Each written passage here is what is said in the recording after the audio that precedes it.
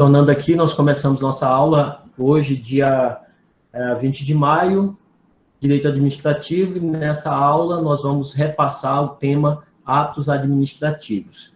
Na aula anterior, eu não havia dado esse enfoque e gostaria de falar um pouco, como forma introdutória, a questão do fato jurídico, que é importante a gente entender, porque todo ato jurídico ele vai ser um fato jurídico. Então, em primeiro lugar, o fato jurídico, ele, num sentido amplo, ele é tudo aquilo que interessa ao direito. Tudo que acontece, até mesmo um evento da natureza, mas que tenha repercussão no mundo jurídico, ele é um fato jurídico.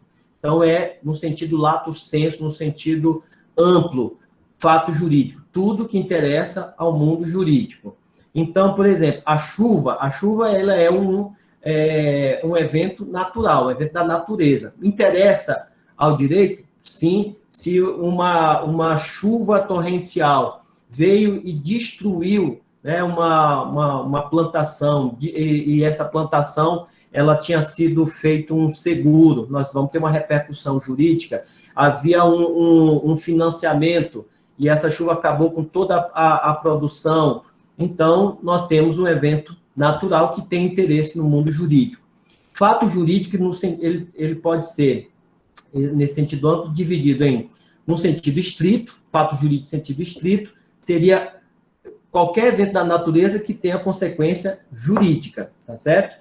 E, no sentido ato jurídico, especificamente, qualquer evento que ocorra em decorrência de uma manifestação de vontade, certo? Veja, da natureza não tem manifestação de vontade, mas o ato jurídico pressupõe que tenham pessoas envolvidas manifestando sua vontade para que esse ato aconteça. Então, pode ser um ato unilateral, ok? Uma doação é um ato unilateral, a pessoa doa, tá certo? E, obviamente, vai haver a aceitação, mas para que a pessoa doe, ela não precisa necessariamente da aceitação. Um ato bilateral já é um ato que depende da manifestação de vontade de ambas as partes. Então, um contrato é um ato bilateral, um ato jurídico bilateral. E eles podem ser também plurilaterais, quando tem mais de duas manifestações de vontade. Nesse sentido que se insere o ato administrativo, como sendo atos jurídicos. Por quê? Porque todo ato administrativo, ele é sempre um ato jurídico. Por quê? Primeiro, porque envolve pessoas, humanos. E segundo, porque não são simples eventos da natureza, mas envolve pessoas e envolve a administração pública, no caso da esfera do direito público. Nós já passamos o conceito, então, só revisando, dentro do conceito de atos administrativos, que é desse livro que eu mostrei para vocês, do Eli Lopes Meirelles, ele diz que o ato administrativo é toda manifestação unilateral de vontade. Então, a primeira coisa que a gente destaca aqui, tá? Que o ato administrativo, ele é um ato de vontade unilateral. Uma só pessoa manifesta essa vontade. Que pessoa, entre aspas, seria essa? É a vontade da administração, certo?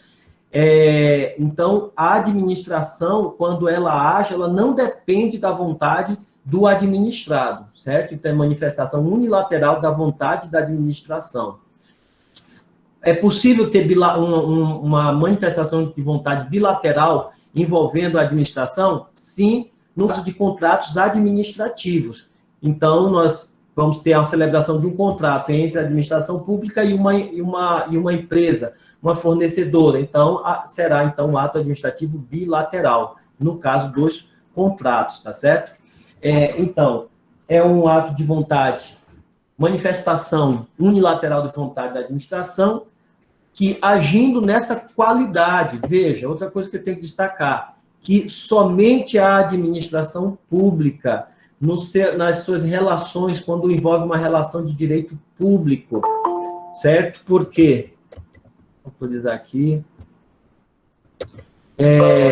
A administração pública, o direito administrativo faz parte do direito público. E a administração pública, no direito público, nós temos uma diferença, uma relação desigual. Por quê? Porque a administração pública, ela representa o interesse da coletividade, o interesse da sociedade, e o interesse coletivo, ele é superior, né? O interesse público, ele é superior ao interesse do particular. Então, essa relação da administração com o particular é uma relação desigual.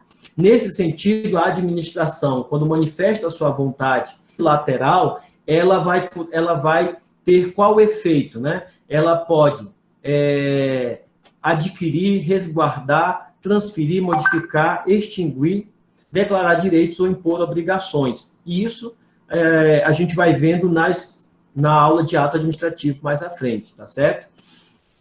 Ou administrado, né, impor obrigações aos administrados ou a si mesma. A própria administração pode impor obrigações que ela deve ter com os seus administrados. Veja, também não se confunde, tá? Não se confunde atos administrativos com fatos da administração. Por quê?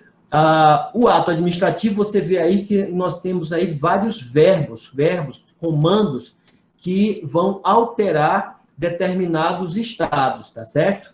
Adquirir, resguardar, transferir ou modificar ou extinguir ou declarar um direito, tá certo? Vai modificar um estado das coisas ou vai impor obrigações. O fato da administração, ele é apenas a materialização desse ato, tá certo? É a execução do ato, ok? Então, por exemplo, nós temos um caso de, vamos dizer que tem que demolir um prédio.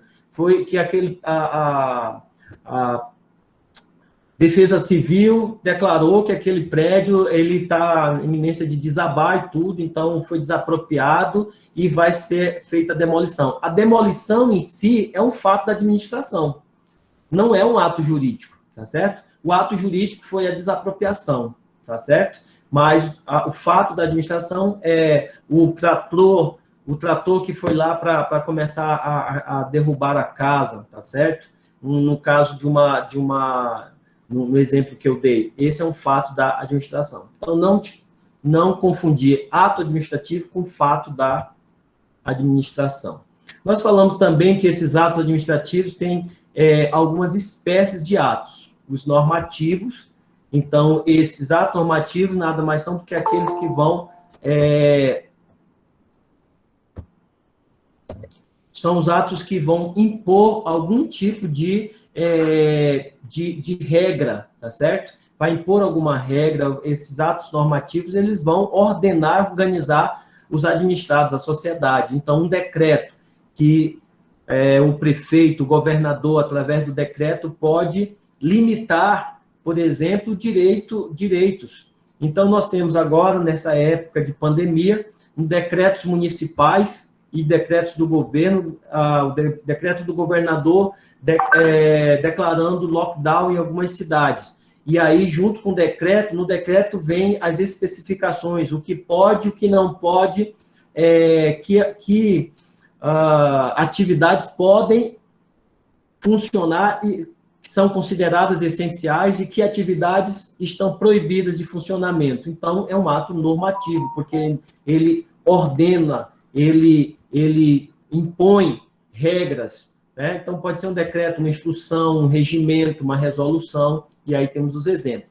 Os atos ordinatórios são aqueles atos que visam organizar internamente a administração pública e que vão transferindo comandos, né, dentro da administração, um aviso, uma portaria, uma ordem de serviço. Então, são atos necessários para a execução e o desempenho das funções administrativas. Já os atos negociais são aqueles que envolvem o interesse da administração e dos administrados, seja dando uma licença para o funcionamento de uma determinada atividade, seja uma permissão para exploração de um determinado espaço, tá certo? Uma autorização para a realização de uma determinada atividade, tá? A homologação, o protocolo, então são atos de negócios, tá certo? Homologação no caso da licitação, o protocolo que vai definir que foi recebido uma documentação. Então, são todos atos negociais.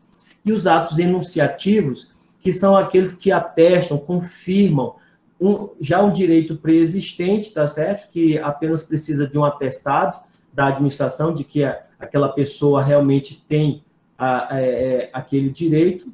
E a gente vai falar um pouquinho mais sobre esses ainda no andamento. Então, são atos apenas que declaram algo que já existe. Ele não está estabelecendo direito, tá? Ele só está confirmando algo que já é existente e já pertence ao sujeito. E os atos também punitivos podem ser quando há infrações contrárias aos atos normativos, às leis.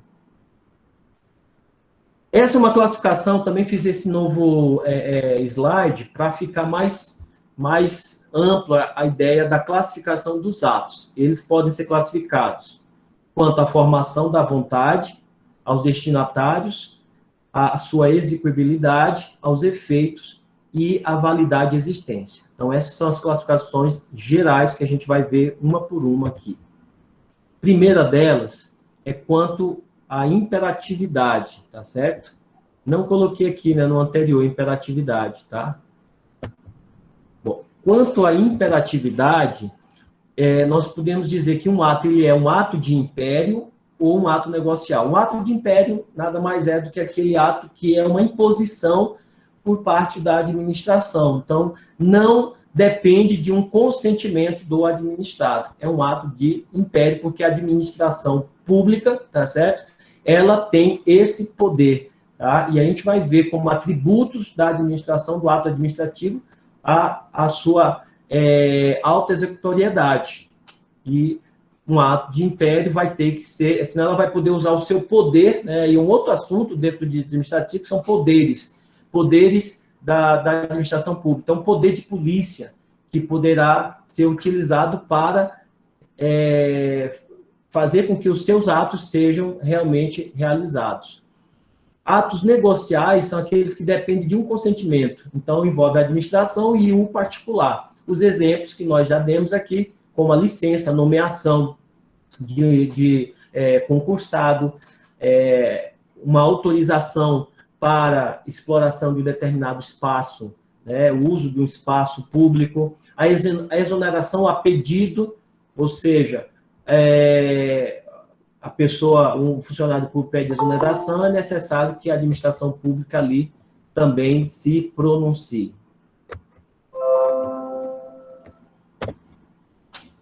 Quanto à formação, o ato administrativo, isso aqui é um tema que cai muito aí nos concursos e, por ser muito parecido, as pessoas fazem muita confusão.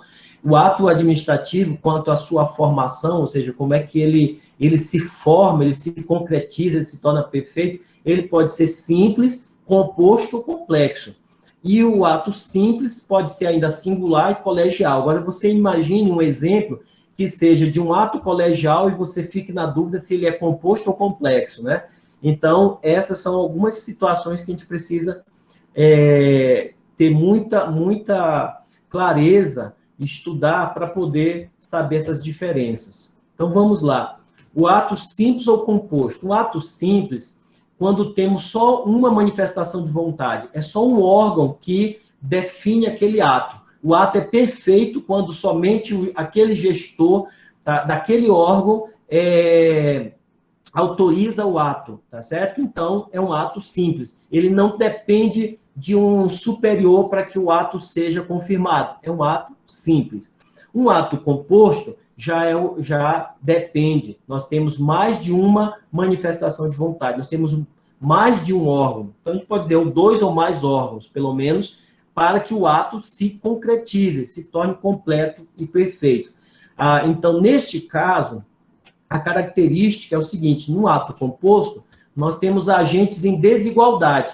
Nós temos um agente principal, tá certo? Aquele que define o conteúdo do ato, e nós temos um acessório, tá certo? Aquele que vai confirmar o ato. Então, nós temos agentes em desigualdade, eu vou já mostrar um outro slide para ilustrar bem isso aqui. No ato complexo, qual que é a característica? Também a presença de 2 ou mais órgãos ou manifestações de vontade. Neste caso, nós temos os agentes em pé de igualdade. Então, você já viu aí qual que é o macete. No ato composto, nós temos os agentes ou os órgãos públicos em nível desigual. E o ato complexo, nós temos agentes no nível de igualdade, e o ato só vai ser perfeito se os dois concordarem, tá certo? Aí vai estar realmente, as vontades elas se fundem para formar um único ato, e aí nós teremos um ato perfeito. Então, atos simples, um único órgão, uma única vontade, o ato está perfeito. Ato composto, 2 ou mais, mas os agentes estão em nível de desigualdade, então um é responsável pelo conteúdo do ato e o outro pela confirmação, a autorização. Já o ato complexo, ele também tem 2 ou mais manifestações de vontade, mas os agentes não estão, eles estão no mesmo nível de poder, nós temos agentes em nível de igualdade, tá certo? Para que as duas vontades possam se juntar em uma só e formar o ato. Aqui nós temos essa ilustração comparativa entre o ato composto e o ato complexo. Então, veja, os dois, ato composto e complexo, tem mais de 2 manifestações de vontade ou 2 órgãos ou mais. A diferença já é que no ato composto você tem patamar de desigualdade, no ato complexo, um patamar de igualdade. Composto, desigual. Complexo, igualdade. Veja, no ato composto, você vê aqui os dois, a ilustração, número 1, número 2, o bonequinho 1 e o 2, representando agentes diferentes ou órgãos diferentes. Então, a autorização, o exemplo de autorização que depende de visto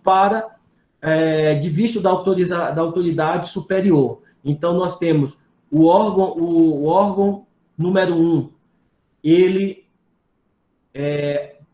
autoriza uma determinada, ele precisa resolver ou precisa realizar um determinado ato, mas para que esse ato seja realizado, ele depende da autorização desse órgão superior. Quando é autorizado, então o ato se torna completo. É um ato composto. Sozinho, o órgão número 1 não tem condições de realizar o ato, senão esse ato ele seria nulo. Por quê? Porque foge à competência dele realizar esse ato sozinho. No ato complexo, nós temos órgãos diferentes, porém, eles estão no nível de igualdade. E o exemplo muito claro que eu passei para vocês na aula anterior é a nomeação de dirigente, por exemplo, de uma agência reguladora. Numa agência reguladora, nós temos aí o presidente da República, que tem a competência para indicar, mas que depende do Senado Federal. Aí o Senado Federal vai fazer uma sabatina e vai votar, e aí se o Senado aprova, então o ato se torna perfeito, porque teve a indicação e a aceitação do Senado, então aí nós teremos um novo representante, tá certo? Eu não estou podendo entrar no WhatsApp, mas tem colega aqui falando que está com dificuldade de acesso. Mas segue o cortejo, né, pessoal? Vamos lá. Quanto ao destinatário, nós temos, então, o ato que ele pode ser um ato geral ou normativo e um ato individual especial. Já temos aí algumas diferenças. Um ato geral, o que é que eu tenho que caracterizar? Esse ato, ato normativo geral, ele tem um destinatário incerto, indeterminado. Ele não está dizendo que é para o A, B ou C, é para a coletividade. Então, veja, eu botei aqui o decreto de isolamento social. Quando aqui em Palmas a prefeita emitiu o seu decreto, o decreto para o isolamento, todas as pessoas, o decreto vai regulamentando as atividades que podem funcionar e as atividades que não podem. Então, se ela disser assim, é proibido todo aglomeramento, qualquer atividade que promova aglomeramento social, tá certo? Então, aí, todas aquelas atividades que juntam pessoas estavam dentro do conceito de aglomeração. Então, o próprio decreto vai ter que especificar o quanto é aglomeração, quais são as atividades essenciais, não essenciais, tá certo? Então, o decreto, quando ele não diz assim, eu vou... se o decreto fosse apenas para a quadra X, imagine que somente a quadra X tem pessoas infectadas e ela vai decretar quarentena naquela quadra. Ninguém pode entrar e sair daquela quadra. Então, aí já não é mais um ato geral, né?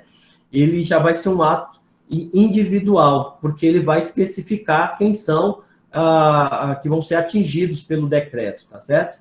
Então, um ato geral é aquele que não tem um destinatário definido. Já os atos individuais ou especiais são aqueles que têm destinatários certos, determinados. O ato, nós falamos assim, que temos um ato concreto. Veja, este aí pode ser dividido em dois ainda. Ele pode ser um ato individual singular. O que é um ato individual singular? É aquele que tem um indivíduo específico, tá certo? Mas ele pode ser também plúrimos, quando ele tiver mais de um destinatário, tá certo? Esse singular também vai ter uma certa divisão. Deixa eu ver aqui. Por exemplo, pode ser um bairro, são várias pessoas, mas é específico. É o bairro X que está sendo atingido por aquele ato, tá certo? Plúrimos, mais de um destinatário. Então, um exemplo aqui, nós temos aqui do ato individual determinada, nomeação do Pedro para o cargo de gestor administrativo. Então, é um ato individual, específico, e ele é singular, porque é apenas para o Pedro. Mas agora nós temos, vamos chamar, 50 pessoas que foram aprovadas no concurso. Nós temos mais, né, nós temos vários destinatários, tá certo? Então, ele é um ato individual, mas você vê aí que ele é plúrimo, porque tem vários destinatários, mas para o mesmo ato, certo? E estão definidos. O que tem que deixar claro nessa divisão? Quando o destinatário é incerto, é um ato geral. Quando ele é certo, determinado, ele é um ato individual. O ato individual poderá ser singular, um só destinatário, ou plúrimo, vários destinatários. Quanto à execuibilidade, nós dizemos que o ato pode ser perfeito, imperfeito, pendente ou consumado. Perfeito, ele tem em si... Oi? Posso tirar uma dúvida? Vamos Sobre... Uhum. Oi? Fala. Os atos individuais, você falou que no caso do bairro, né, se mandar específico para um bairro, ele vai ser individual singular ou plúrimo? Eu fiquei na dúvida. Porque tem várias pessoas.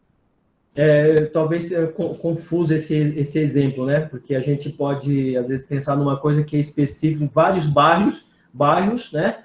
Ou várias quadras, mas foi um ato específico uma quadra, né? Poderia ser singular, porque se você levar em consideração o conjunto, né? Que seriam quadras, tá certo? Mas dentro dessa quadra tem vários indivíduos, né? Então, vai depender muito, eu não sei se você for muito feliz nesse exemplo, tá? Vai depender muito do caso concreto. Se são várias pessoas, ele é um ato singular, plúrimo, porque tem vários destinatários, mas é o ato em si que vai definir. Tá? O melhor exemplo é esse que está aí na tela, que é o exemplo da nomeação, quando você vai fazer uma nomeação para vários indivíduos que estão aguardando ser convocados para o serviço público, e num só portaria vem a lista de todos os nomes, tá certo? Ele é um ato só, mas por um ato só ele atendeu vários destinatários. Aí é plúrimos. plurimo, Uhum. ok? Obrigada. Os atos, então, para a sua execuibilidade, ele é perfeito quando ele tem todos os elementos necessários para que o ato seja realizado. Se faltar um elemento, é um ato imperfeito. Às vezes, o ato pode ter todos os elementos, mas, por exemplo, pode estar faltando uma condição ou um termo para que ele seja colocado em prática, né? Para que ele seja executado. Então, ele é um ato, ele é dependente. Enquanto aquele termo, por exemplo, seja decretado um determinado desconto. Vamos dar um exemplo dos dias de hoje, né? O governador decretou que não vai poder ser cobrado, cortada a energia enquanto durar a pandemia. Ou então estabeleceu por 3 meses inicialmente. Então, dentro desses 3 meses, tá certo? Nós temos aí o ato, ele só vai valer, tem um elemento. Bom, esse não seria um exemplo de um ato pendente, né? Porque pendente, ele precisa de algum termo para se cumprir. Esse aí eu já estou dando um exemplo diferente. Desculpe aí, não seria esse o exemplo. Um termo futuro, uma condição, a assinatura, a publicação, né? Então, o ato vai valer quando tiver publicado. Ele já foi assinado, já está todos os elementos ok, mas só quando for publicado no Diário Oficial é que ele vai ter valor. Então, enquanto não tiver a publicação, esse ato ele está pendente. O ato consumado, então, seria aquele que já todos os efeitos dele foram alcançados, exauriu todos os seus efeitos. Por falar em efeitos, os atos podem se classificar em 3, né? Constitutivo, declaratório e enunciativo. Um ato constitutivo, ele vai criar, modificar ou extinguir direitos. Lembra que eu falei lá no início do conceito que a gente falaria no decorrer da aula, né? Porque um ato administrativo, ele cria, modifica, ele extingue direitos. Então, constituir uma situação jurídica está sendo constituída, seja criando um direito ou modificando um direito, tá certo? Quando você modifica algo na relação jurídica, você está constituindo uma nova situação, certo? Então, ele é constitutivo. Ou extinguindo direitos, constituir uma nova relação. Ele é declaratório apenas quando ele vai reconhecer um direito que já existe. Então, você vai depender apenas de uma declaração do Estado, tá certo? Uma certidão de nascimento. A criança já existe, ela só precisa de uma declaração, né? Ela tem um direito, ela já o direito à vida. Então, só vai precisar de uma declaração de que ela é indivíduo, que é um cidadão e tudo, né? O que mais que a gente tem que falar aqui? Atos discricionários. Só um momentinho aqui, pessoal. Estamos aqui para a nossa aula.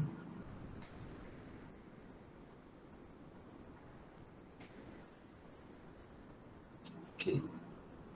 Então, tem imperatividade, destinatários. E agora a gente está falando dos efeitos.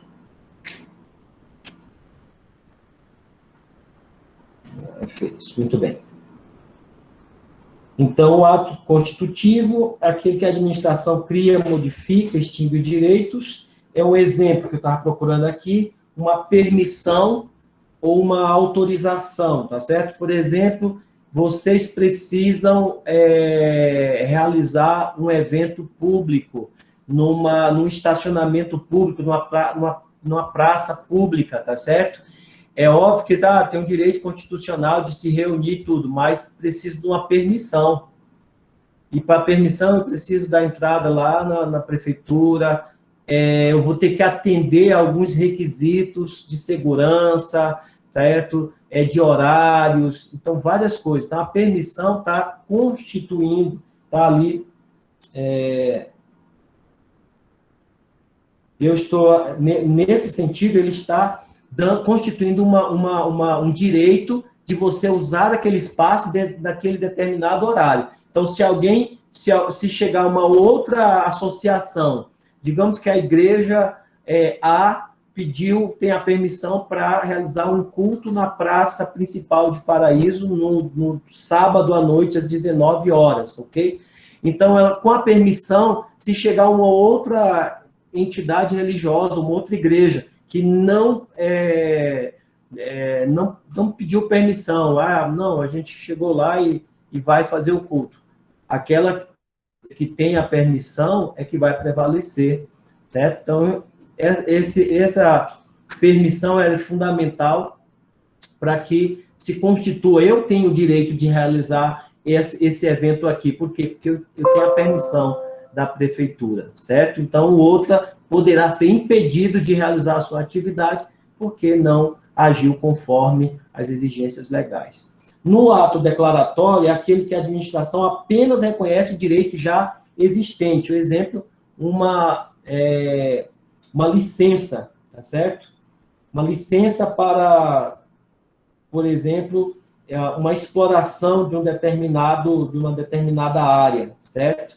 Uma licença para exploração de uma determinada área ambiental, certo? Ele tem uma terra, vai explorar, mas ele precisa ter a licença para fazer aquela exploração ou desempenhar aquela atividade, certo? Ele tem esse direito, mas ele precisa ter uma licença para desempenhar esse direito. E o ato enunciativo é aquele que atesta ou reconhece situações que são de fato ou de direito. Por exemplo, para tornar um conhecimento público, uma opinião, meros atos administrativos, certo? São atos enunciativos, onde a administração está apenas informando aos administrados algo que aconteceu. Quanto aos efeitos, pessoal, nós temos um ato, pode ser válido, ele pode ser nulo ou inexistente. O ato válido, o principal elemento é que ele esteja em conformidade com a lei. Então, se o ato está de acordo com a legislação, ele é válido. O princípio da legalidade é o maior princípio, né, da administração, que rege a administração pública. Entre aqueles vários outros princípios, claro, né, não é só a legalidade, mas esse é um dos principais. Então, o ato válido precisa, lembrando que a administração só pode... Alguém pediu para aceitar, mas eu já aceitei. A administração só pode fazer aquilo que a lei determina. A administração não age sem que tenha uma lei, certo? Todas as decisões da administração são pautadas pela lei. Se um ato não tiver amparo, fundamentação legal, esse ato não será válido. O ato, então, poderá ser nulo. Por quê?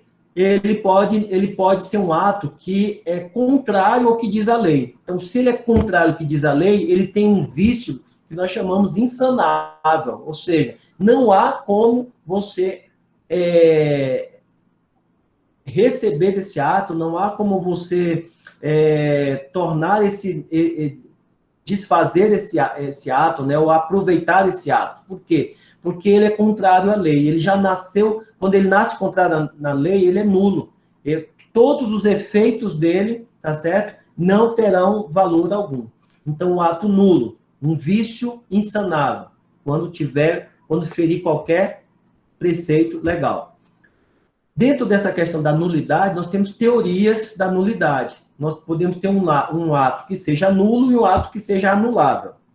O ato nulo, ele tem nós dizemos que é uma nulidade absoluta. Quando tiver um vício insanável, é um ato nulo, é a nulidade absoluta, ou seja, não aproveita nada daquele ato. O exemplo que eu coloquei aí é a prescrição.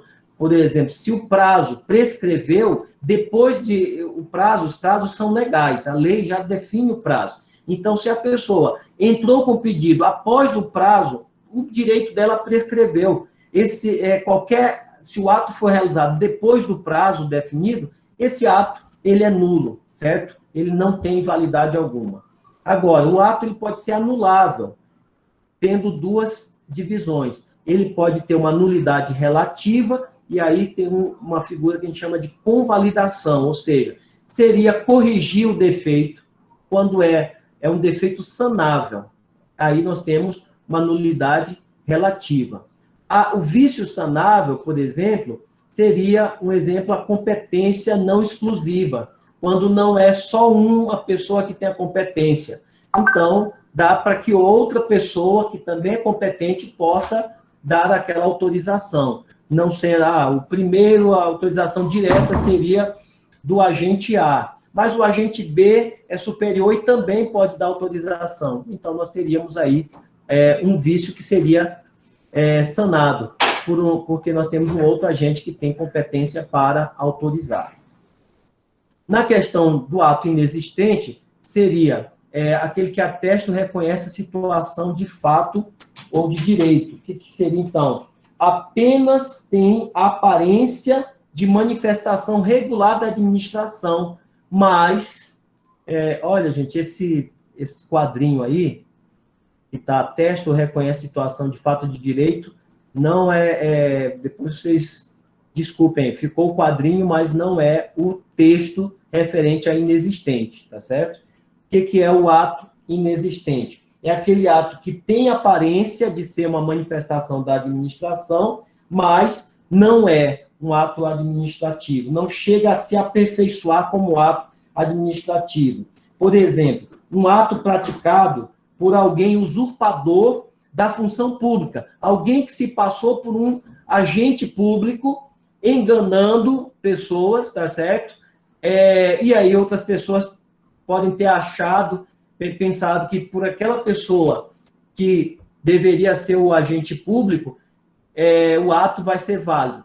Não será válido. Então, nós vamos ter, por exemplo, uma escritura falsa, tá certo? Uma falsificação, um agente que se passa uma pessoa que se passa por um agente público e faz inscrições de pessoas para ganhar determinadas coisas, mas aquela pessoa é um falsário. Então, esse ato ele não existe, porque não foi a administração pública no exercício da sua função. Tá? Então, ele equipara-se ao ato nulo e se subordina às mesmas regras da invalidade. Okay? Nós já falamos dos atributos, que é a presunção de legitimidade, falando rapidamente que todo ato administrativo presume-se ser legítimo e verdadeiro. Autoexecutoriedade, então, legitimidade, uma vez praticado, nós presume-se verdadeiro. A autoexecutoriedade é que a própria administração ela pode praticar o ato sem recorrer ao judiciário. Falamos isso, é só uma revisão. Ela não depende do judiciário para realizar a sua função, porque ela já tem esse poder, né, de executar os seus próprios atos. Neste caso, nós temos aqui a exigibilidade, a administração ela pode exigir o cumprimento dos seus atos, ela tem meios coercitivos para que obrigar os administrados a cumprirem os atos. Nós demos o exemplo aí de uma pessoa que precisa da licença para dirigir, e essa licença, né, ela já tem o direito, porém, ela tem multas não pagas. Então, é um meio coercitivo da administração de dizer, você só posso dar licença depois de pagar todos os débitos. Então, ela não precisa ir ao judiciário exigir que o indivíduo pague as multas para ela dar licença, ou ser obrigado a dar licença e depois e recorrer às multas. Então, são os meios coercitivos, meios que ela tem para obrigar o administrado a cumprir os seus atos, tá certo?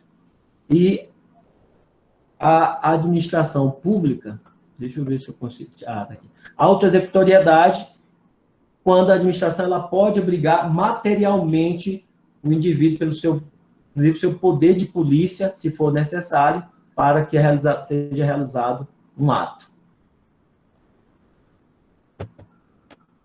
Opa, gravou aqui.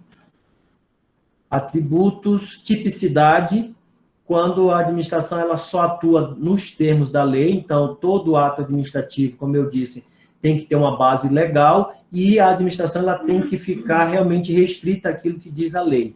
Imperatividade é outra qualidade, atributo da administração. Impõe as suas decisões, a administração impõe suas decisões, independente da vontade do administrado. Lá no início da aula eu falei sobre a imperatividade, né? Os atos são atos de império. A administração pública, ela representa o interesse público, e o interesse público, ele se sobrepõe ao interesse individual.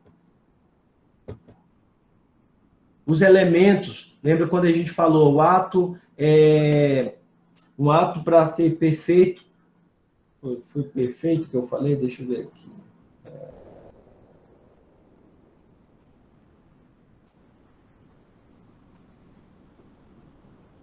Quanto à execuibilidade, eu falei, o ato perfeito, ele completou o seu ciclo de formação e tem todos os elementos. Aí, quais são esses elementos? Os elementos para que o ato está completo. Ele tem que ter forma, finalidade, sujeito competente, motivo e motivação. A forma, geralmente, então veja, é o meio em que a vontade da administração se exterioriza. Consiste num verdadeiro requisito de validade do ato, ou seja, esse ato ele tinha que ser por escrito, e ele não veio por escrito, veio uma ordem, certo? A pessoa veio falar, tem que obedecer a forma. Se não obedecer exatamente a forma, né, o ato ele será inválido, certo? Regra, né, como regra, o ato administrativo é escrito. Então, por exemplo, um caso de uma demissão, né?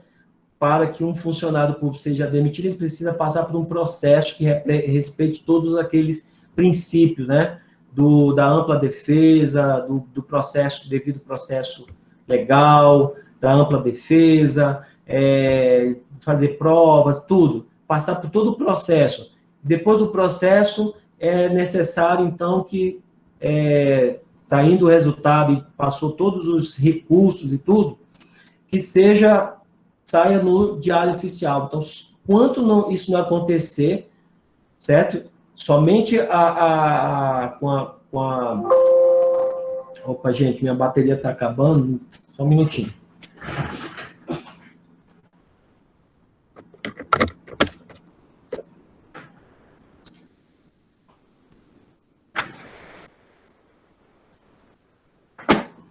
Muito bem. Então, ele tem que seguir todo o trâmite para que ele seja realmente exonerado e saia ali no diário oficial que foi exonerado, que foi demitido, certo? A gente não vai entrar agora nesse caso de exoneração e demissão, né? Exoneração, pedido, demissão, quando houver cometer uma falta grave, certo? No caso, é punição, demissão é sempre punição. Um exemplo aí, nós temos no processo administrativo federal, tem a lei própria, a lei 9784/99, o artigo 22, vigora, nesse caso, o princípio do informalismo para o processo. Não segue uma forma determinada, a não ser aquilo que se a lei determinar a forma, então ele vai seguir a forma da lei. Finalidade, né? Conceito. O ato administrativo ele visa sempre o interesse público. É comum você ouvir falar de desvio de finalidade. Quando o administrador, qualquer ato, seja em última instância, ou seja para beneficiar a si ou a terceiros, né, do seu interesse, esse ato chama-se um desvio de finalidade, porque a finalidade é sempre o benefício de todos. Por exemplo, um concurso para professores na universidade estadual federal, em que o próprio edital já venha trazendo todos os requisitos que vai beneficiar só determinada pessoa. Então, está aí configurado um desvio de finalidade, certo? Um prefeito que usa o maquinário da prefeitura para trabalhar na sua fazenda. Então, há um desvio de finalidade, porque o maquinário público e os funcionários da prefeitura são para trabalhar apenas nos bens públicos. Imagine o prefeito leva um jardineiro, né, da prefeitura, a equipe de limpeza para limpar um imóvel seu. Desvio de finalidade, certo? Competência, e aí, gente, não confundir desvio de poder, excesso de poder, é a palavra certa, né? Já é quando é a questão da competência, não tem a ver com a finalidade, tá certo? Veja só, conceito de poder, conceito de competência, né? É o poder legal para a prática do ato. Então, para que um agente público possa agir, ele precisa ser autorizado por lei para a prática daquele ato. Então, quando a lei o autoriza ou define que aquela função desempenhada por aquele agente público tem competência, né, tem poder para realizar determinados atos, então ele é um agente competente, tá certo? Que tem poderes para agir. A distribuição da competência, por exemplo, nós temos os entes políticos. Esses entes políticos são dotados de personalidade jurídica e são titulares de direitos e obrigações. A União, os estados, os municípios, o Distrito Federal são entes, tá, políticos. Eles têm personalidade jurídica, têm direitos e obrigações. São titulares de direitos e obrigações.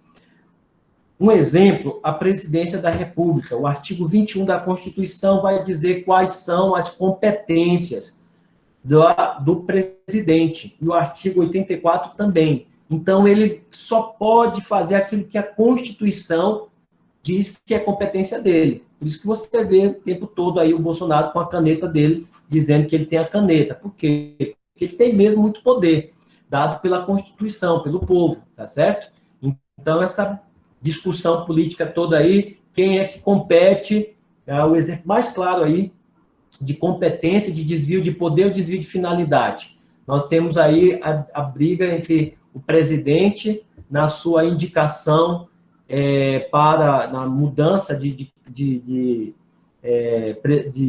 superintendentes da Polícia Federal, diretor-geral da Polícia Federal, é competência dele, ou seja, a Constituição diz que compete ao presidente indicar as pessoas, independente, ele não precisa pedir autorização para ninguém, certo? Mas o caso que se levantou e que está aí em discussão, que foi até o presidente, o ministro Alexandre de Moraes impediu, né, o presidente, a indicação do presidente, que era o senhor Ramagem, para diretor-geral, há todo ali, vocês têm aí o mandato de segurança, que vocês já devem ter analisado, e se vocês leram, você percebe ali toda a defesa do ministro Alexandre de Moraes, no sentido de analisar. Ele não está dizendo que o presidente, que houve um desvio de finalidade, ele está dizendo que há elementos suficientes para impedir, momentaneamente, essa indicação até que sejam apurados os fatos. Ok? Então, ali, se provado que, depois desse inquérito aí, determinado pelo STF, que houve desvio de finalidade, aí vão ter outras consequências, tá certo? Não provado, de repente o presidente pode até voltar lá e trocar de novo e colocar quem ele queria. Ok?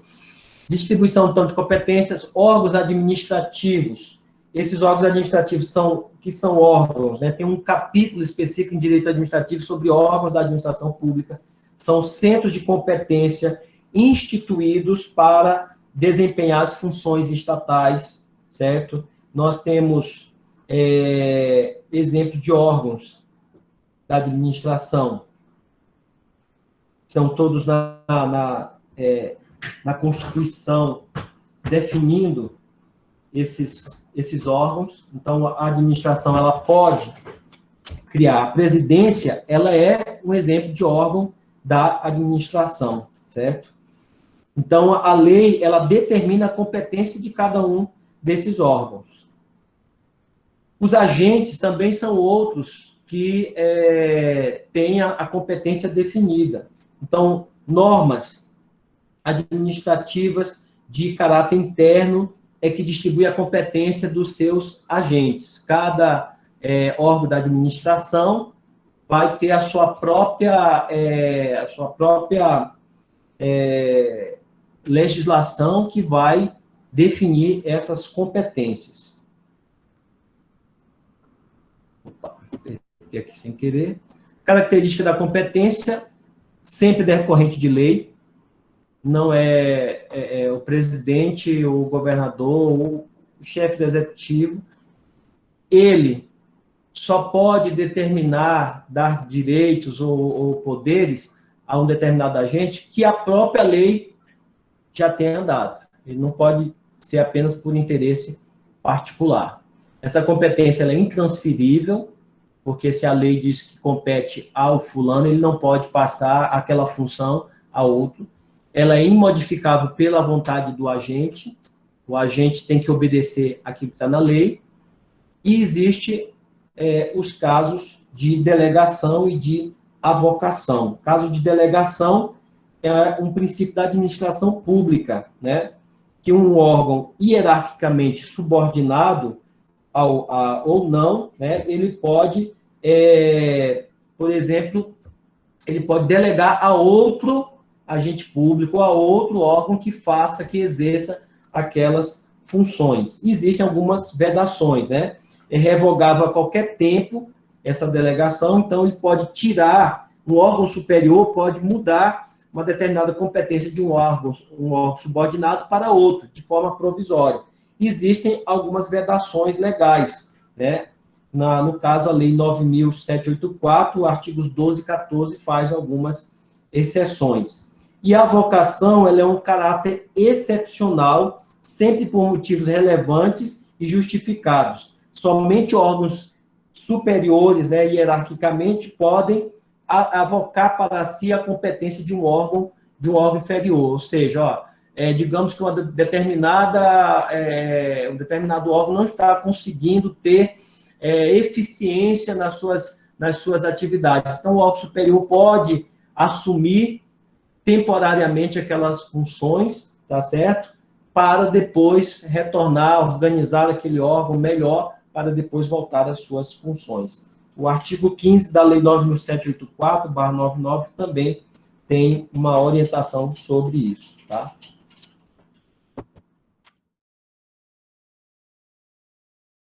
A gente falou sobre os elementos ou requisitos dos atos administrativos.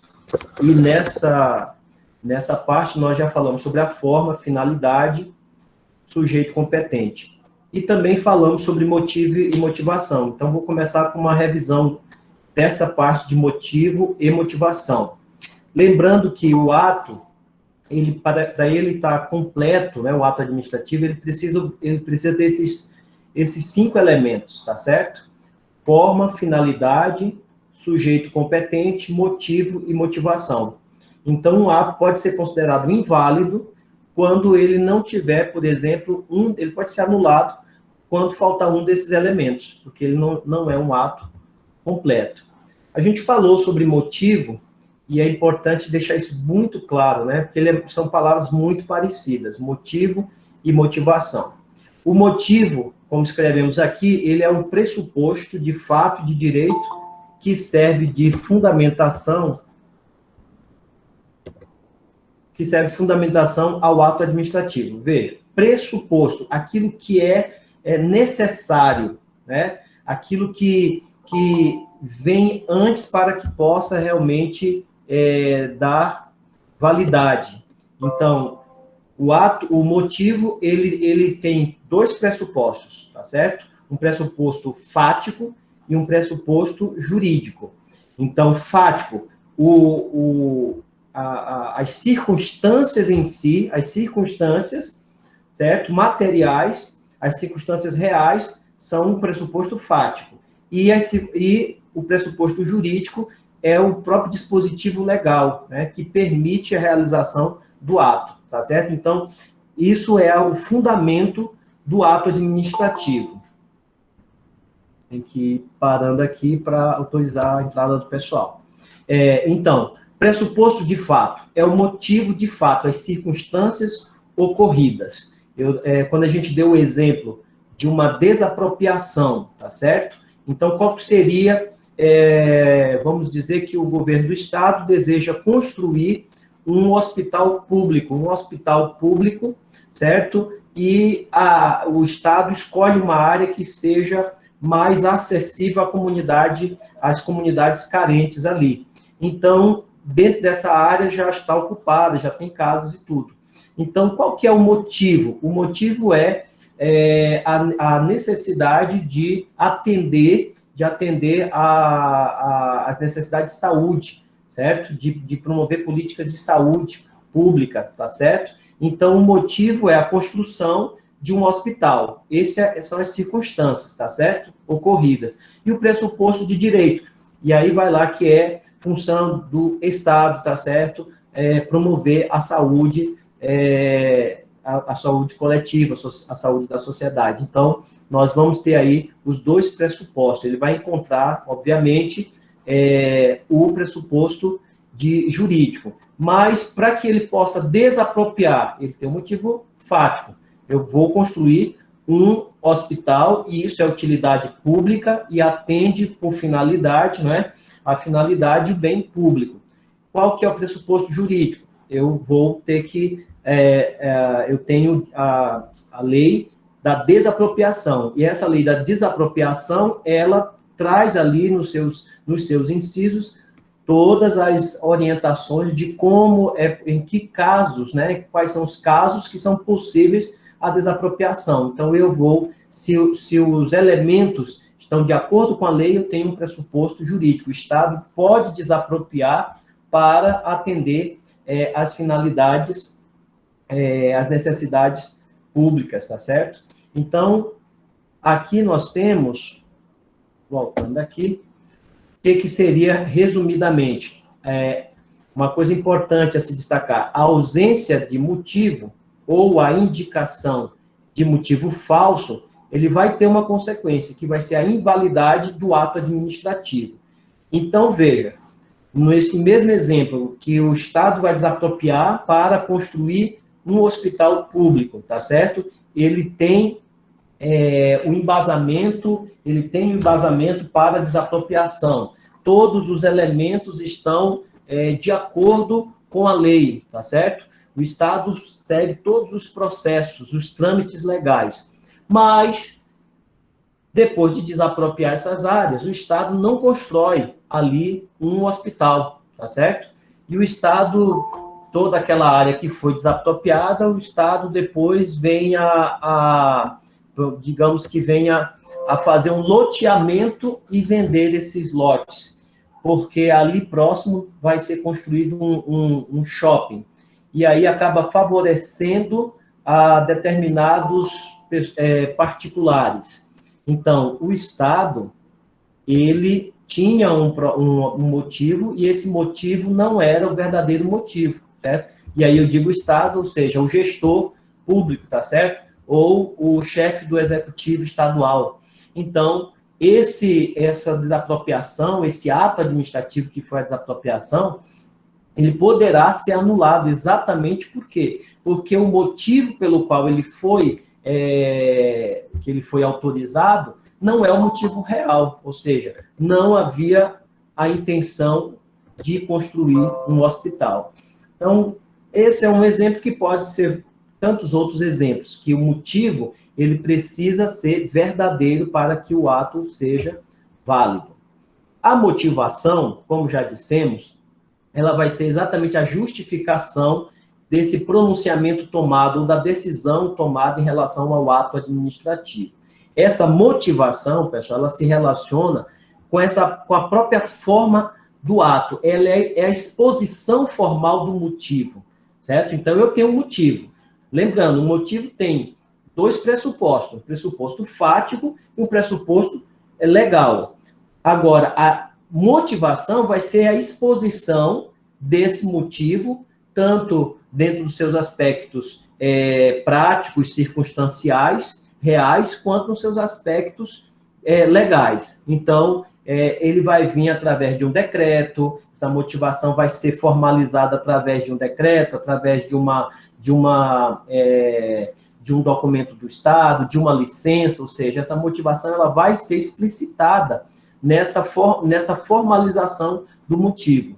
Este ato, tendo em vista a necessidade disso e disso, e conforme a lei pressupõe. Então, a motivação ela é essa explicação, tá certo? Que a administração pública, através do seu gestor, está dando para o ato administrativo, tá certo? Uma questão é obrigatória a motivação? Há aqueles que defendem que a motivação só seria obrigatória se for um ato vinculado, ou seja, o que é um ato vinculado? Aquele ato que a lei, né, já define que o gestor público só pode fazer de acordo com o que está ali previsto na previsão legal, de acordo com o que está previsto na lei. Já o ato discricionário, como nós falamos anteriormente, é aquele poder discricionário, aquele poder que a lei confere ao gestor público uma certa margem de liberdade para que ele possa fazer a escolha de acordo com a conveniência, tá certo? O interesse público, a conveniência. Então, ato vinculado, o gestor público, o administrador não tem liberdade, ele tem que fazer exatamente aquilo que está no dispositivo legal. O ato discricionário, esse gestor público, ele tem uma margem de liberdade para escolha de acordo com o interesse público e a conveniência, tá? Veja, há uma previsão legal muito interessante, que é na Lei 9.784, de 99. Essa lei que trata do processo administrativo, ele fala do princípio de motivação no artigo 2º e caput. Diz o seguinte, havendo, no parágrafo 1, e o inciso, então, tá, artigo 2º, caput, tá certo? E no parágrafo único, inciso 7, ele diz, indicação dos pressupostos de fato e de direito que determinam a decisão. Então, ele fala da motivação, e esse inciso 7º, tá certo? O inciso 7º do parágrafo único fala que é necessário uma indicação de pressupostos de fato e de direito que determina a decisão do gestor público. Ainda na Lei 9.784, no artigo 50, fala de obrigatoriedade de motivação com a indicação dos fatos e fundamentos jurídicos. Aí nós temos elencado, nos incisos, as situações em que o gestor público é obrigado a fazer a motivação, tá certo? Indicando tanto os fatos quanto os fundamentos jurídicos. Aí temos, inciso 1, neguem, limitem ou afetem direitos ou interesses. Afetem direitos ou interesses. Então, tem que ter a motivação, já que o ato administrativo vai afetar interesses de terceiros. Imponham ou agravem deveres, encargos ou sanções. Então, também tem que ter a motivação. Decidam processo administrativo de concurso ou seleção. Dispensam ou declarem a inexigibilidade de processo licitatório. Agora mesmo nós estamos vendo aí essa investigação no governo do Rio de Janeiro, certo? Por quê? Porque os estados estão, devido à pandemia, eles estão com essa liberdade de dispensa do processo licitatório, ok? Então, haveria, eu já dei esse exemplo, a motivação. Por que que vai dispensar a licitação? Aí nós temos, qual seria eu vou abrir aqui a oportunidade para perguntar a vocês. Diante da dispensa de licitação para compra de máscaras e de álcool em gel sem licitação, sem um processo licitatório, tá certo? Com a dispensa de licitação. Qual é o motivo fático? Aberto para vocês poderem comentar. Quem gostaria de dizer? Qual é o motivo fático para essa dispensa? Professor? Sim. Aqui na minha cidade, o prefeito declarou estado de calamidade. Certo. Antes de ter algum caso, né? Uhum. E aí foram falado assim, que ele tinha declarado porque poderia comprar qualquer coisa sem licitação. Certo. É alguma coisa a ver, assim? Né? Isso. Você está dizendo aí qual foi o motivo fático? A pandemia, não é isso? Uhum. Então, aí nós temos um motivo fático. E aí, qual seria o preceito legal? Aí vai ter que ir lá na lei de licitação, que é a lei 8666, né? 866, que você vai encontrar ali a dispensa ou inexigibilidade de licitação, tá certo? E aí você vai encontrar nesses artigos, salvo engano, artigo 24, você quando abrir na lei de licitação, você vai encontrar os artigos que vão, os incisos que vão definir a possibilidade de dispensa de licitação. Então, você tem tanto o motivo fático, tá certo? Que é a calamidade pública, quanto você tem aí a lei. Aí vai se basear na lei 8.666 para poder justificar essa dispensa de licitação, tá certo? Professor, só uma dúvida. No caso, a lei ela abriu esse espaço para abrir um processo sem processo de licitação. Mas só que assim, pós esse período, a lei ela determina, tipo, como se fosse uma fiscalização pós esse período? Você está vendo que no caso do Rio de Janeiro não está esperando passar o período, tá certo? Que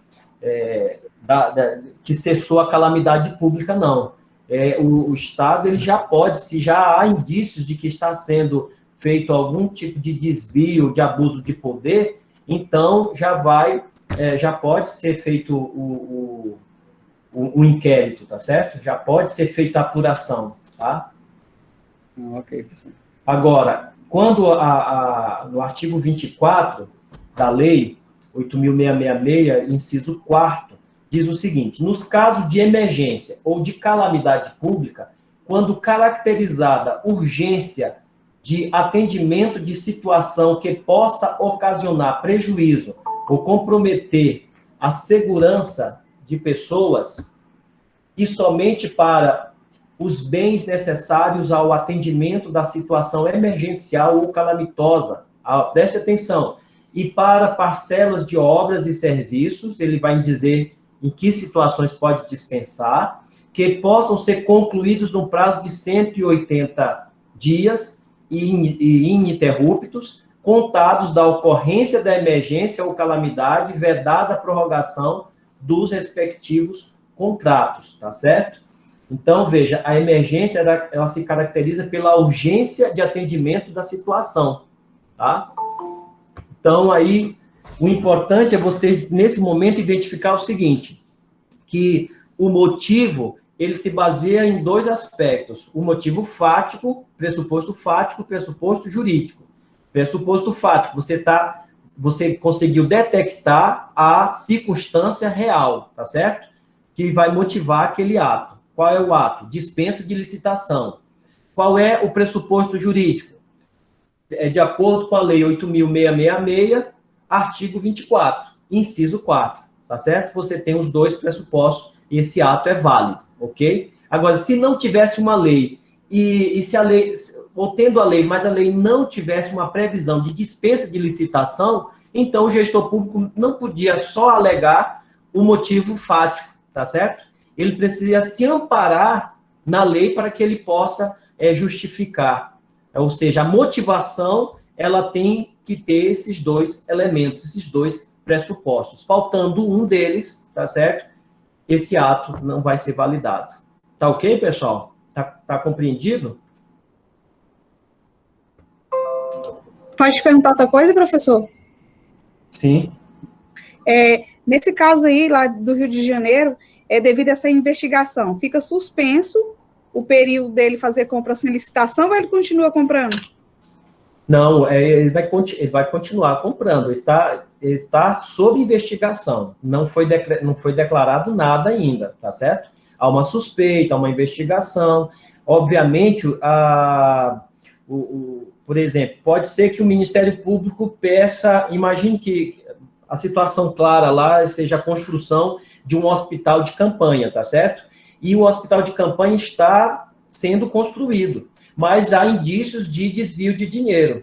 Mas, ao mesmo tempo, há muitas pessoas precisando ser atendidas. Então, o juiz pode determinar que se complete, tá certo, a obra, mas a empresa vai devolver parte, o dinheiro que foi desviado para a conta do secretário, do funcionário A, B ou C, essas pessoas vão ser processadas, o dinheiro vai ser recuperado, ou seja, ele vai dar outros procedimentos, mas preservando a necessidade de atender a população, ele vai permitir a continuação da obra, entendeu? Então, enquanto persistir o estado de calamidade, outras compras, outras obras que poderão ser realizadas sem licitação, ok? É claro que tendo já uma investigação, obviamente, o gestor público vai ficar muito mais cauteloso, né, para atender, ok? É importante a gente saber o seguinte, que nesse caso, nesse exemplo dado, o gestor ele não tem liberdade para gastar sem prestar contas, não. Ele vai prestar contas, tá certo? Poderá ser questionado por que foi escolhido a empresa A e não a empresa B. Por exemplo, tem um caso, a gente falou aqui, aquele caso lá de Manaus, né? Que havia uma empresa que, no caso de compra de respiradores, que a empresa A, a diferença entre as duas empresas era de R$500 mil, de uma empresa para outra. E o Estado deu preferência à empresa que cobrava mais caro, certo? Na verdade, é que a concorrente, a empresa concorrente, oferecia um desconto e ofertava um número X de respiradores a mais por aquele preço. E aí, claro, assim, a notícia que a gente pega pelos jornais é um pouco superficial, né? A gente teria que entender realmente lá no processo para saber qual é a motivação, ou seja, o gestor vai ter que explicar por que escolheu a empresa X que era mais caro, tá certo? Do que a empresa Y. E isso tudo vai ter controle, né? Existem os órgãos de controle do Estado, tá? O TCE, o TCU, se a verba é federal, vai ter controle do TCU também, então nós temos aí todo um controle. Mesmo assim, tem sempre tem um jeito, né, de desviar, infelizmente. O grande problema do nosso país não é falta de lei, falta de execução dessas leis, a aplicabilidade das leis, e o grande problema do nosso país não é riqueza, né? Nosso país é um país rico, mas o nosso grande problema é a corrupção, certo? Nós temos condições de enfrentar essa pandemia, porque temos riqueza, mas, infelizmente, nós vemos o nosso país sempre sofrendo, as pessoas mais pobres sofrendo, porque o dinheiro é desviado. É triste, né, saber que mesmo numa condição dessa em que as pessoas estão aí padecendo com a saúde, risco de vida, E ainda tem pessoas que desviam o dinheiro público, sabendo, vendendo respiradores com defeito. É muito triste isso. Lamentável. Sim. Professor, posso te fazer uma pergunta? Diga, Poliana. Isso. Não, é porque é o seguinte, tem uma gestora que ela pediu um aditivo para a Secretaria da Educação. Aí ela colocou lá o objetivo, né, que era para forrar uma sala de aula e tal. Aí quando o aditivo caiu na conta, aí ela viu a necessidade de fazer outra coisa, outra reforma. Aí ela aplicou esse dinheiro com outro negócio. Certo. E aí, quando foi detectado, ela foi afastada de imediato. E aí ela correu atrás, tentou voltar e não conseguiu. No caso, eles poderiam ter afastado ela, mesmo ela tendo como provar toda essa documentação? O dinheiro tinha uma finalidade, ela aplicou em outra. Isso. Bom, existe no direito administrativo o que nós chamamos de predestinação, que é a mudança de destinação, né, de motivo do ato administrativo, certo? Agora, pode ser lícita ou ilícita.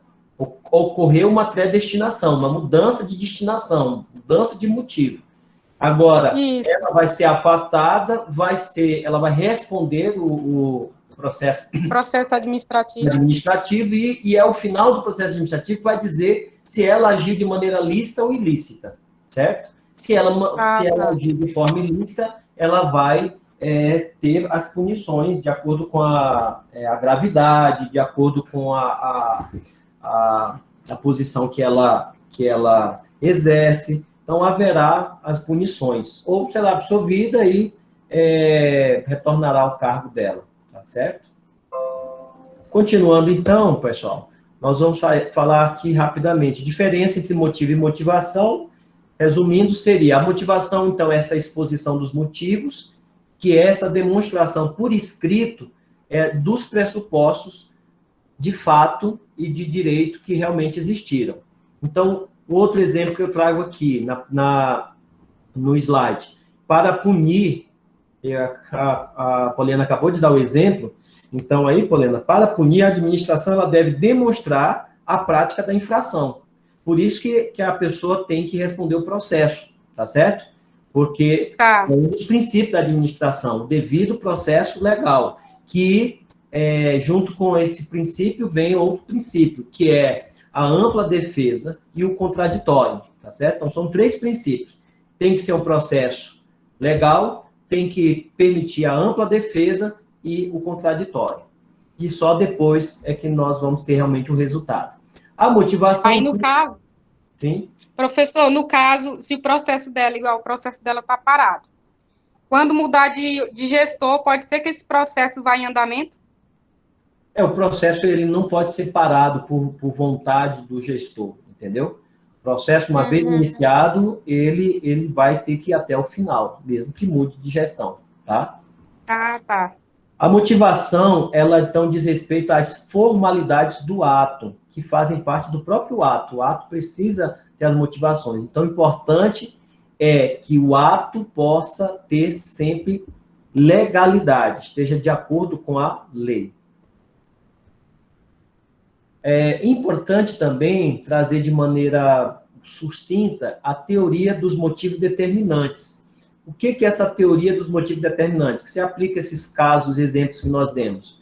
É que a validade do ato está vinculada aos motivos indicados como seu fundamento. Ou seja, se a gestora que você cita, o motivo do ato era um aditivo para ampliação de uma sala, certo? E o dinheiro foi utilizado para a construção de uma quadra de esporte, ou para a construção, ou para a compra de computadores, houve uma mudança, tá certo? O motivo era um e acabou sendo realizado um outro motivo. Então, a teoria dos motivos determinantes é que o motivo ele vincula a validade do ato, tá certo? Então, de tal modo que se for inexistente ou falso o motivo, o que vai acontecer? O ato será nulo, ok? Então, os motivos, resumindo essa teoria dos motivos determinantes, em resumo é isto: os motivos devem ser verdadeiros. Se os motivos forem falsos, então o gestor público vai responder pela responsabilidade sobre os seus atos. Agora, extinção do ato. Né? Um ato, como é que esse ato, um ato administrativo, pode ser extinto?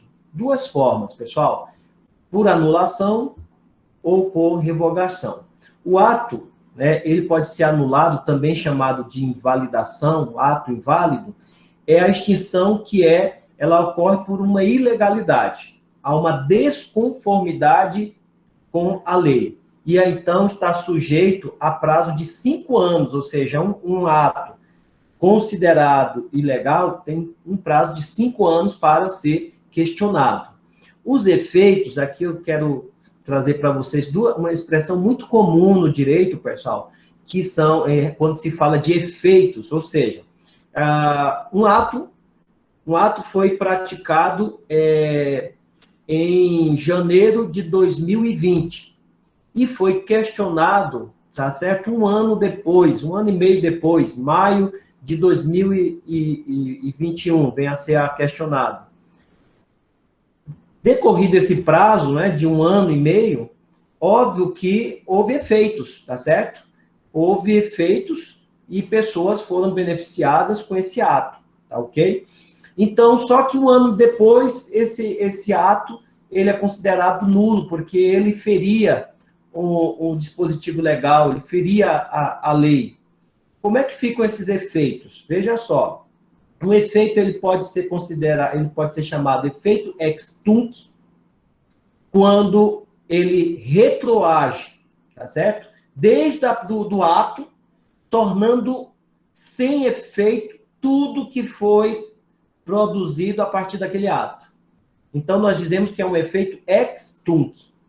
Agora, quando a validade, tudo que o ato vem ser, no caso da revogação, que a gente vai falar, os efeitos que vigoraram durante o ato, antes de ser revogado, certo? Eles vão permanecer, não vai ser modificado nada, mas a partir dali não vai ter mais eficácia. Aí nós dizemos que tem um efeito ex nunc, ou seja, porque é só a partir de então que não terá mais validade, tá certo?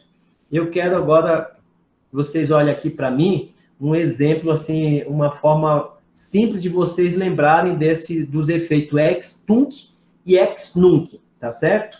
Porque a gente confunde muito. No direito isso aparece muito, tá certo? E aí, como é comum, e aí só vem essa expressão. A expressão é com efeitos ex tunc. Então, ex tunc é uma expressão em latim. Aí a gente coloca assim, ó, mão na testa, tá bom? Você pode colocar aí a mão na testa, ó, efeito ex tunc, tá? Ex tunc, para trás. E na nuca, efeito ex nunc, para frente. Ou seja, os efeitos, quando um ato invalidado, ex tunc, para trás não vale mais nada, tá certo? Desde então. Agora, é só daqui para frente que não vai ter mais validade. Bate na nuca, efeito ex nunc, tá certo? Então, aprende essa aí, Mané. Vamos lá. Essa pancada aí matou essa muriçoca feia, viu? Com certeza. Então, a anulação tem efeito o quê, seu Lucas? A anulação, o ato é ilegal, o efeito é ex tunc. Ex tunc. Ex tunc. Ex tunc. Significa que... O que significa, então, esse efeito? Efeito ex tunc. Ex tunc? Uhum. É para trás? Vai. Não, é para frente. E para frente... Tunc, vai retroagir para trás. Ou seja, tudo a partir da anulação vai perder seu valor. Ok? Ex tunc. Agora, a revogação é por uma razão de mérito. Significa que a própria administração pode anular os seus atos, pode revogar os seus atos, tá certo? Pode ser praticado só pela administração. tá? Só pela administração. Anulação. Aí nós temos a interferência do Poder Judiciário. Por quê? Porque feriu questão legal. Então, é a Justiça que vai determinar a anulação do ato. Atenção, pessoal. Primeiro, atenção 1. Revogação, só ato discricionário, existente, válido e eficaz. Ou seja, a administração só pode revogar um ato se esse ato é discricionário. E aí eu pergunto, eu posso escolher qualquer um para eu perguntar agora? Posso? Eu vou escolher um cearense da turma. Tem cearense nessa turma?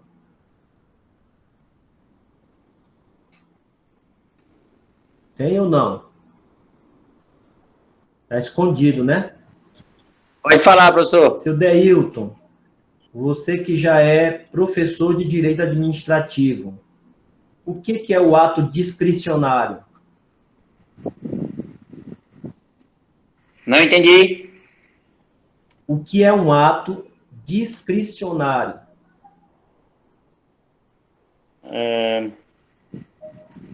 Dá tempo de pesquisar, eu estou vendo você digitar aí. É aquele praticado com liberdade de escolha de seu conteúdo, Rapaz, do seu destinatário.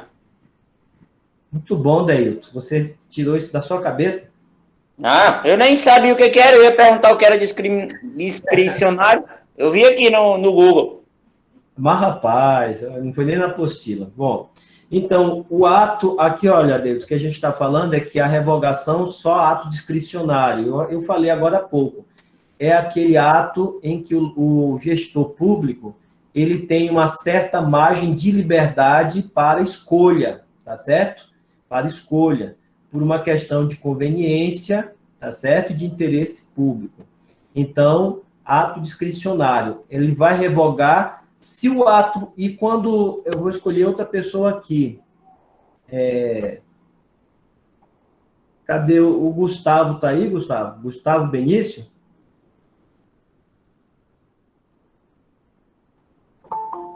Tá não? Tá só a carinha dele aqui? Vamos lá. Escolher outra pessoa aqui. Osiel Araújo. Gustavo, você que está presente, você está sem áudio aí? O que é o ato? Quando o ato é vinculado, Gustavo?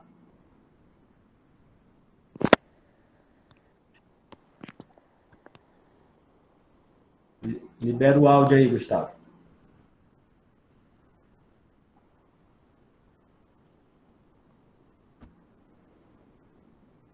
Vamos lá.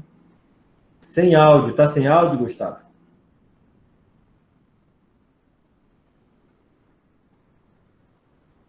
Então, eu vou passar para o Osiel. Tá? Osiel, você que está com áudio aí, o que é o ato vinculado? Ato vinculado.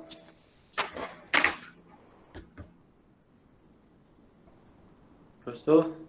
Ele é o oposto do discricionário. Vamos lá. Oi? Estou ouvindo, pode falar. Não entendi. Tá cortando. O que é um ato vinculado? Um ato vinculado? Não sabe? Sei. Não sei responder para o senhor, não, essa pergunta, não. Muito bem, gente. Gente, esses dois tipos de atos são essenciais a gente entender, que é comum, muito comum no direito administrativo. Então, um ato discricionário, o gestor público tem margem de liberdade para tomada de decisão, tá certo? Agora, aí o Gustavo está respondendo aqui no escrito, né, no chat. No vinculado, o gestor tem que executar sem escolha. Mas aonde define qual é o posicionamento do gestor, o que ele deve fazer? Como é que ele vai saber qual é a tomada de decisão, já que ele não tem liberdade? Quem determina isso? A escolha do gestor. à legislação. Muito bem, Adriana. Então, o ato vinculado o próprio legislador, quando fez a lei, ele já determinou para o gestor qual é a liberdade que ele tem, ou já determinou o que ele tem que fazer, aliás.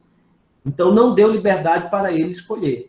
Então, no ato vinculado, o gestor não tem liberdade de escolha. Ele tem que fazer aquilo que a lei diz. Então, muitas vezes, quando você vai pedir algo, exigir algo na administração pública, quando é um ato vinculado, que é um ato que já está determinado na lei, o gestor vai ter que atender, não importa se ele gosta de você ou não gosta de você, tá certo? Em determinadas situações, o gestor pode ou não atender, porque a lei assim o permite. Ok? Então, por isso, revogação, só ato discricionário, um ato existente, um ato válido e um ato eficaz. Anulação pode ser pelo Poder Judiciário. Quer dizer que a administração pública também pode, né, anular os seus atos. A anulação é pelo Poder Judiciário. Quando uma pessoa pode pedir, através do Poder Judiciário, a anulação de um ato. Quando a própria administração pública, ela anula, nós estamos dizendo que ela está revogando esse ato. Então, a administração, ela pode, pelo poder de autotutela, verificando que errou, ou verificando que um determinado ato não tem mais, feriu algum preceito legal, ela própria pode anular esse ato, certo? Ela vai anular e vai justificar, né, que aquele ato não observou determinado preceito legal e assim revoga aquele ato. Mas se a administração não age, então o particular, né, o cidadão, ele pode ir ao Poder Judiciário e requerer a anulação através do processo, requerer a anulação do ato. A anulação feita pela administração pública, primeiro, é um poder-dever, ela pode anular, porque verificando, a própria administração pode retroceder nesse ato, se a própria administração verifica que o ato é ilegal, ela deve agir, ela não é discricionária nesse sentido. E se afetar interesses ou direitos de terceiros, tá certo? A administração deve observar o contraditório, tá certo? Observar o contraditório. Até mesmo numa anulação de licitação, já houve a licitação, já houve homologação, a empresa está atuando, então ela não pode simplesmente ali revogar aquele ato, dizendo que a empresa declarando que a empresa não tem mais encerrando o contrato. Precisa ter o contraditório, a empresa se defender, demonstrar que ela atendeu, porque uma empresa, quando ganha uma licitação, a partir do momento que ela começa o processo licitatório, já tem gastos, tá certo? E ela começou a obra, às vezes até começar a obra já houve gastos. E aí, de repente, simplesmente o gestor diz, anulo, tá certo? E aí quebra o contrato. Imagine a insegurança jurídica disso e os prejuízos da empresa. Quem é que vai arcar, tá certo? É só o empresário? Então, tem que ter o contraditório para o gestor público, a administração pública, provar que a empresa cometeu algum ilícito, falhou na sua responsabilidade, certo? Se não for por culpa da empresa, aí caberá à administração pública ressarcir a empresa pelos danos causados, pelo dinheiro investido, pelo prejuízo que a empresa vai ter em razão da administração pública desistir, por exemplo, de fazer uma determinada obra pública, ok? Então, os atos podem ser extintos por anulação ou revogação, e aí algumas observações, a revogação só ato discricionário, existente, válido, eficaz, e a anulação pode ser pelo Poder Judiciário, quando a administração pública não o fizer. A administração pública ela tem o poder dever de anular os atos ilegais, os atos que têm algum erro, algum vício, e se afetar terceiros, tá certo? Tem que disponibilizar a esses terceiros o contraditório, ressarcindo ao terceiro, né, a particular, eventuais prejuízos que a administração lhe causa.